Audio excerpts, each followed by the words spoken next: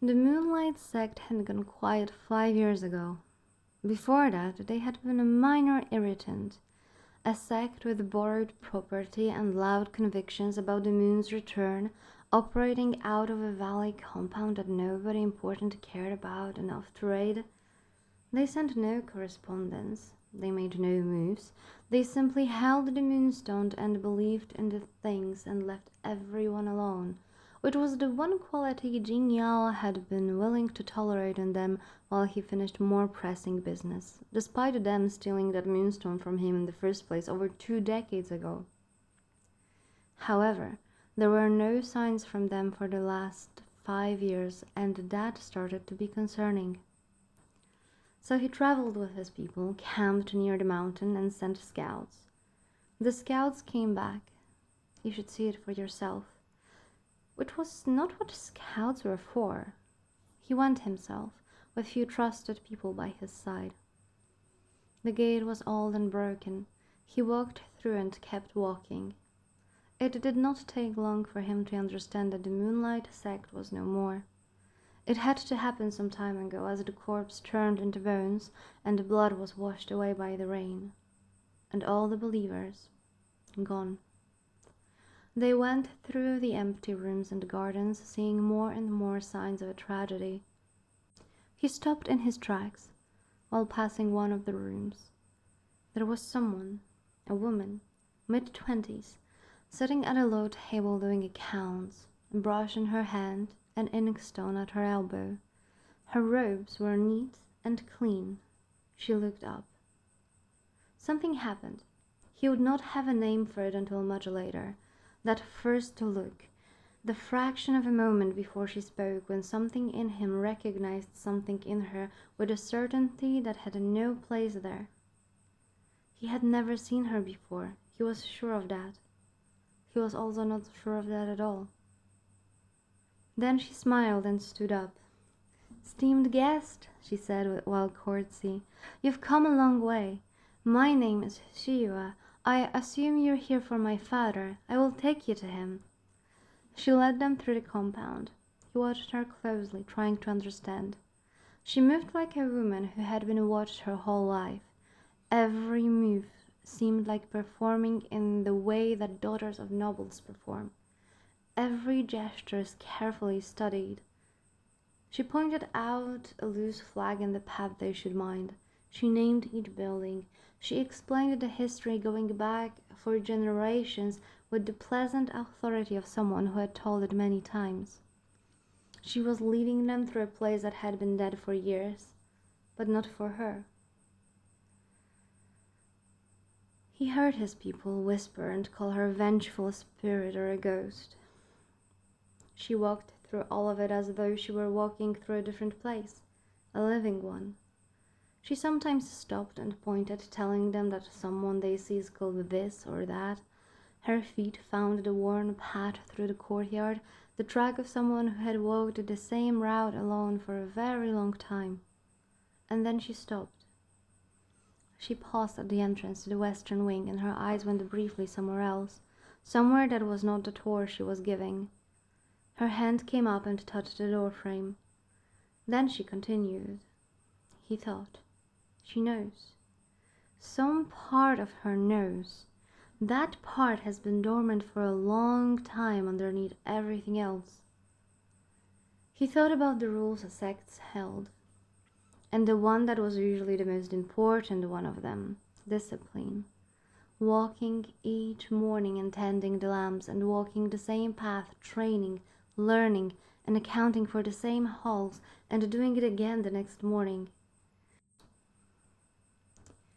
He had been raised in a temple as an heir to the leader's chair. He knew exactly what that kind of structure felt like from the inside, the way it pressed against you every day, the way it told you who you were by telling you precisely what you were for. For him, it had been a prison. He had spent almost 3 decades learning to be useful inside it, and had not, until much later, understood what it had cost.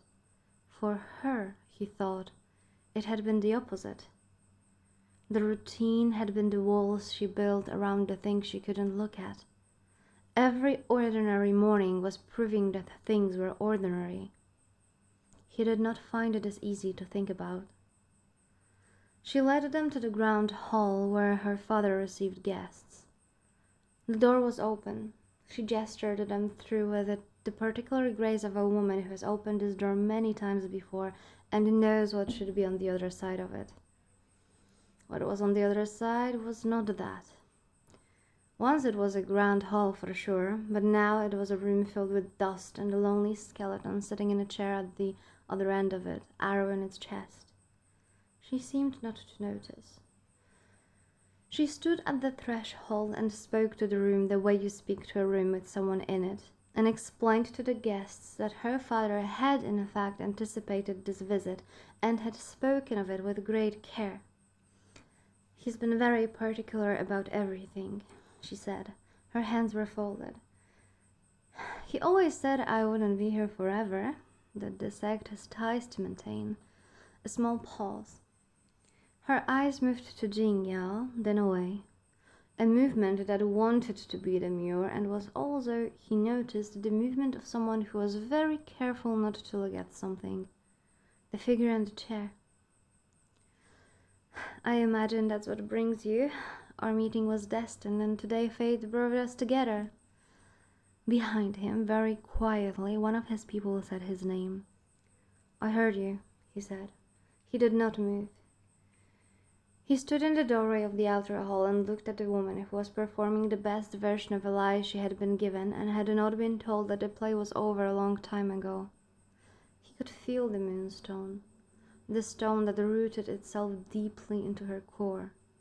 It had kept her alive. It had also been slowly killing her, and she didn't know. He had come here for a retrieval, so retrieval it shall be.